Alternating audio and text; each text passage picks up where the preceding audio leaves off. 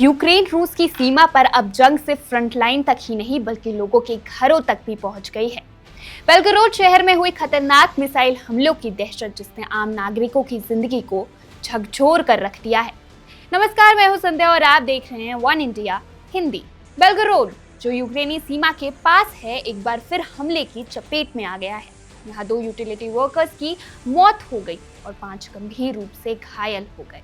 ये लोग मरम्मत कर रहे थे हीटिंग और बिजली की प्रणाली को ठीक करने के लिए, लेकिन मिसाइल हमले ने उनके प्रयासों को सीधे निशाना बना दिया। हमले का निशाना सिर्फ लोग नहीं थे, ऊर्जा सुविधाएं, हीटिंग, पानी और बिजली की लाइन सब प्रभावित हुई। कई घरों को नुकसान पहुंचा। इसका मतलब ये है कि ये संघर्ष अब केवल मोर्चों तक ही सीमित नहीं रहा, बल्कि नागरिक जीवन और शहरी इलाके भी सीधे हमलों की चपेट में आ रहे हैं। इस हादसे के बारे में डिटेल से इस रिपोर्ट में देखिए। रूस की पश्चिमी सीमा पर तनाव फिर से बढ़ गया क्योंकि बेलगोरोड शहर पर फिर से यूक्रेन की मिसाइलें गिरी।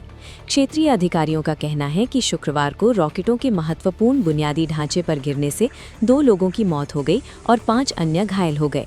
गवर्नर व्याचेस्लाव ग्लैडकोव के अनुसार पीड़ित मरम्मत करने वाले कर्मचारी थे जो क्षतिग्रस्त हीटिंग और बिजली नेटवर्क को बहाल कर रहे थे, जो बार बार होने वाले हमलों के बीच शहर को चालू रखने के चल रहे संघर्ष का हिस्सा थे।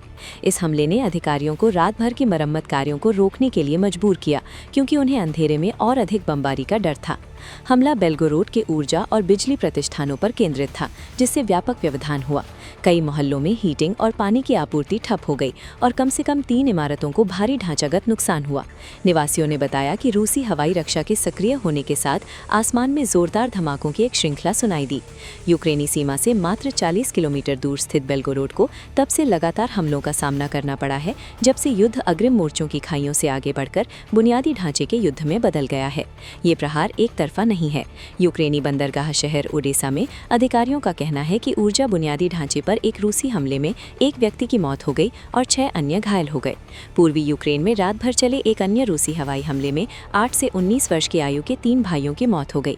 ये जवाबी हमले इस बात पर प्रकाश डालते हैं कि कैसे दोनों पक्ष युद्ध को जारी रखने की एक दूसरे की क्षमता को कमजोर करने के लिए पावर ग्रिड, लॉजिस्टिक्स हब और ऊर्जा केंद्रों को तेजी से निशाना बना रहे हैं। मिसाइलें गिरने के बावजूद कूटनीति आगे बढ़ रही है। यूक्रेनी राष्ट्रपति वोलोदिमिर ज़ेलेंस्की के कार्यालय ने पुष्टि की है कि रूसी और यूक्रेनी दूतों के अगले सप्ताह जिनेवा में अमेरिका की मध्यस्थता वाली बातचीत के एक नए दौर के लिए मिलने की उम्मीद है। ये वार्ताएं युद्ध के अपने चौथे वर्ष में प्रवेश करने के साथ हो रही हैं, जिसमें क्षेत्रीय नियंत्रण पर अभी तक कोई समझौता दिखाई नहीं दे रहा है। वॉशिंगटन ने कथित तौर पर प्रगति के लिए जून की समय सीमा तय की है, हालांकि पिछले अल्टीमेटमों से बहुत कम सफलता मिली है। लगभग 1250 किलोमीटर लंबी फ्रंटलाइन पर लड़ाई बेरोक-टोक जारी है। रूस यूक्रेन के पावर ग्रिड के खिलाफ अपना अभियान जारी रखे हुए है, जबकि कीव रूस के भीतर रिफाइनरियों, सैन्य डिपो और बुनियादी ढांचे पर लंबी दूरी के हमलों के साथ जवाब दे रहा है। दोनों पक्षों की रणनीति एक थका देने वाले युद्ध को दर्शाती है, जहां आर्थिक दबाव और ऊर्जा व्यवधान अब युद्ध के मैदान में बढ़त हासिल करने जितने ही महत्वपूर्ण है। इंसानी जानों का नुकसान लगातार बढ़ता जा रहा है।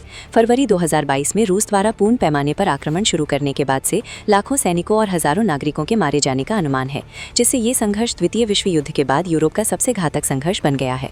जैसे जैसे नेता समर्थन और समाधान की तलाश में म्यूनिक में इकट्ठा हो रहे हैं, जमीनी हकीकत गंभीर बनी हुई है। बंदूकें अभी भी चल रही हैं और शांति अभी भी दूर महसूस होती है। Subscribe to One India and never miss an update. Download the One India app now.